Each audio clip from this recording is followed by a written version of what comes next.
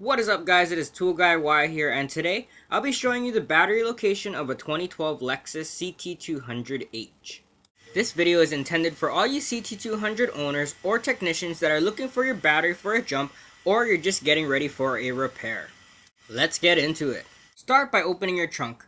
In this video, I'm putting down the rear seat so I can keep the storage compartments and covers in the car instead of putting them on the ground. The latches to put the seats down are at each top left and right corner. Remove the trunk cover by lifting up and sliding out. Once that's out of the way, remove the spare tire foam storage container by pulling up and putting to the side. Remove the triangle-shaped storage cover on the right-hand side of the car, then the triangle-shaped storage container located underneath it. At this point, you should be able to see the positive cable of the battery peeking out of the corner. Remove the black panel located above the battery for better access when jump starting or replacing your battery.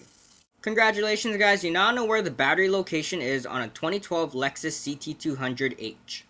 If you guys are watching this video with the intention of getting this car ready for service, start by taking off the negative terminal clamp with a 10mm socket or wrench and put that clamp on the side. Once the negative clamp is on the side, make your way and look forward towards the rear seats and find the bright orange service plug located on the hybrid battery. To remove it, pull left, then towards you towards the back of the car, then pull out. Next, put on the side so you don't lose it. If you guys enjoyed this video or just found it informative, please smash that like button and subscribe to my channel for more how-to and tool review videos. Also, check me out on Instagram at ToolGuyY, where I post daily. Thank you guys again for watching. Hope you guys have a wonderful day. Shoots.